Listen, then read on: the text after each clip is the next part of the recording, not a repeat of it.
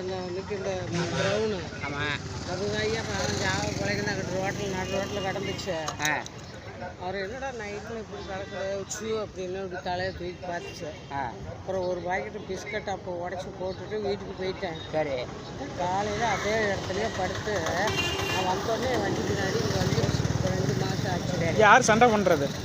இந்த எல்லாருமே இந்த இந்த கடைக்காரிங்க என்னையா எல்லாம் இந்த ஏரியா பூரா. ஆமாம் ஆகாதீங்க, உங்களுக்கு ஆகாதீங்க. ஆமாம். அது ஏன் வளர்த்துறா? இதுக்கு சாப்பாடு போடுற? அதே தான் கேட்குறேன். தங்க ஒருத்தாங்க ஜூஸ் கடை வச்சுருக்கவங்க மண்டி பையன் மேக்கனிக்கா அவன் எனக்கு அப்படி எதிரில போடா வேலை பார்த்துட்டு போடா உங்களால் அங்கே போடா அப்படின்னு சொன்னான். அப்புறம் யாரும் அடித்து கால் புண்ணாக போயிடுச்சு.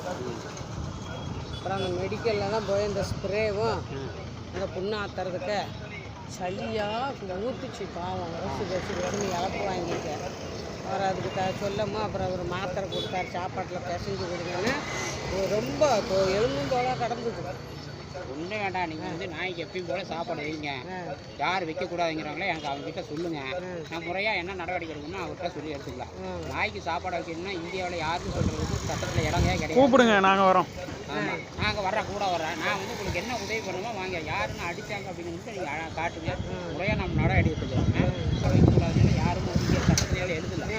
நம்ம முடிஞ்ச அளவுக்கு நம்ம வந்து அது வீட்டில் வந்து செல்ல பிரியாணிகளை தான் வளர்க்குறாங்க. வீட்டுக்குள்ளே புலி, சிங்கம், கரடி, சிறுத்தையெல்லாம் வீட்டுக்குள்ளே வச்சு வளர்க்கலாம். நம்ம செல்ல பிரியாணிகளாக நாய், பூனை தான் வளர்க்குறோம். அதுதான் வந்து நம்ம வளர்க்குறோம். அதுதான் வீட்டுக்குள்ளே வந்து அனுமதி, அதாவது நம்மளோட ஒன்றா இருக்கும்.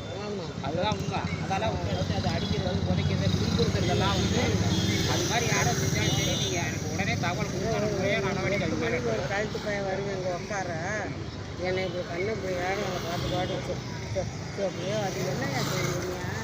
அப்புறம் நீ விச்சுனாட்டும் ஒன்று எனக்கு கடிக்குவேன். அது வாட்டுக்கு இப்போ நீங்கள் என்ன படுத்துச்சு ஏன் சொங்கி அதை உள்ளே அங்கே போடி காட்டுக்குள்ளே போடி இருந்து போயிருச்சு. உணவு வைங்க, தாராளமாக வைங்க. நான் வேணாலும் உங்களுக்கு வந்து நேராக உணவு பால் வந்து உங்களுக்கு காலையில் ஒரு நேரமாக நாங்கள் வரும் இந்த கிரவுண்டுக்கு. நீங்கள் காலையில் ஒரு 10 மணிக்கு ஃபோன் பண்ணிங்கன்னா 6 மணிக்கு பண்ணுங்க சார். இந்த பக்கம் வந்து வருவேன். வந்து நானே உணவு வச்சுட்டு போகிறேன். 20 வருஷத்துக்கு முன்னாடியெல்லாம் இந்த பக்கம் நல்லா கால்நடைகளுக்கு இந்த செல்ல பிராணிகளாக உணவு வச்சேன். எனக்கு காந்திக்கு வந்து தெரியாத தவிர எம்எல்ஏ அஸ்கர்களை காமராஜ் எம்எல்ஏ இருக்கும்போது நான் அங்கே தான் அவரே அடிக்கடி இருப்பேன். அங்கே தான் இருந்தேன். இப்போ அங்கே ஆஃபீஸ் மாறி போய் தான் நான் கருவு போயிட்டேன். அவர்களுக்கு எல்லாருக்கும் வைக்க அதே அவங்க தான் இன்னொரு அம்மா நான் முழுச பண்ணுறேன். அந்த அம்மா அது பாவம் அன்னைக்கு இவனுக்கெல்லாம் சத்தம் போடவும் அந்த பொண்ணை பயந்துட்டு எந்திரிச்சு போயிருக்கு கொள்ளாம. அது நேற்று எனக்கு ஃபோன் பண்ணிச்சு, நான் எடுக்கல. இதை காணா.